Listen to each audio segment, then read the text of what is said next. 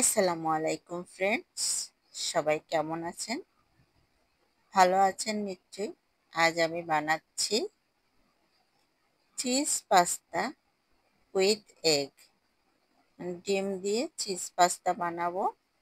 তো চলুন প্রসেস দেখা যাক। আমি এখানে গরম পানি দিয়েছি, এর ভিতরে দিয়ে দিয়েছি সামান্য পরিমাণে সয়াবিন তেল, যাতে পাস্তাটা যখন সিদ্ধ করব একটার গায়ে গায়ে লেগে না যায়। তো আমার পানিটা ফুটে উঠেছে, এখন এর ভিতরে পরিমাণ মতো লবণ দিয়ে দিয়েছি। এবার পাস্তাটা ঢেলে দিলাম। তো পাস্তাটা ঢেলে দিয়ে এটা একটু নেড়ে মিশিয়ে দিয়ে আমি আবার ঢাকনা দিয়ে ঢেকে কিছুক্ষণ জাল করে ভালো করে সিদ্ধ করে নিব। পাস্তাটা যখন পুরোপুরি সিদ্ধ হয়ে যাবে তখন তুলে নিব। তো আমার সিদ্ধ হয়ে গিয়েছে, এখন আমি তুলে নিয়ে আমি প্যানটাকে আবার গরম করে নিয়েছি। এর ভিতরে এখন সামান্য একটু তেল দিয়ে আমি 2-3টা ডিম ফেটে সেটা কাইলি করে নিব প্রথমে। তো কাইলি করে নিচ্ছি। এখানে আমি 3টা ডিম দিয়ে দিয়েছি, তুলে নিলাম।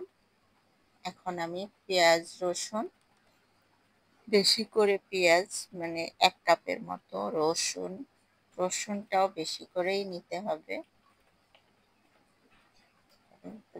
3-4টা রসুন দিয়ে দিয়েছি। তারপরে হচ্ছে আমি এখন এটা তেলের মধ্যে দিয়ে প্রথমে কিছুক্ষণ ভেজে নিচ্ছি। তো পেঁয়াজটা কিছুক্ষণ ভেজে নিলাম, পেঁয়াজ রসুনটা। এখন আমি এর ভিতরে দিয়ে দেব হচ্ছে সামান্য লবণ, তারপরে দিয়ে দিলাম গোলমরিচের গুঁড়ো।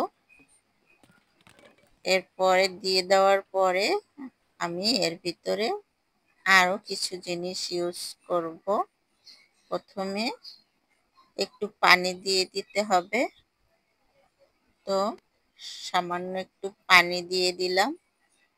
এর ভিতরে আমি এখন 1 টেবিল চামচ পরিমাণ ময়দা দিয়ে দেব। ময়দাটা মিক্স করে দিয়ে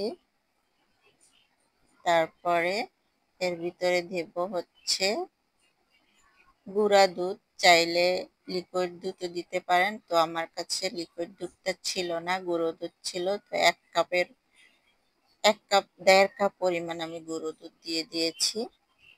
এখন এটাকে হচ্ছে ভালো করে মিক্স করে নেব। মিক্স করে একটু জাল করে নিয়ে যখন ভালো করে জাল করা হয়ে যাবে, ঘন ঘন হয়ে আসবে, এই পর্যায়ে এখন ওই যে সিদ্ধ করে রাখা পাস্তাটা দিয়ে দিলাম। এখন এটাকে কিছুক্ষণ রান্না করে নেব।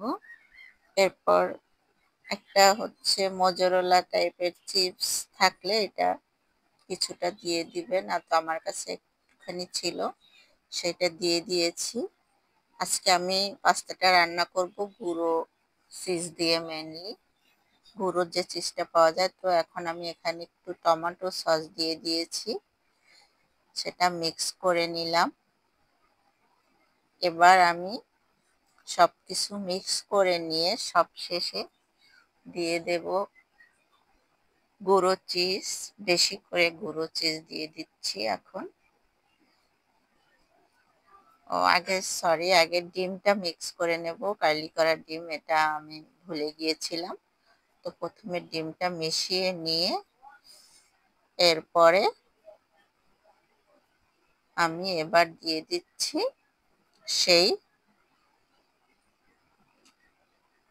গুঁড়া চিজটা।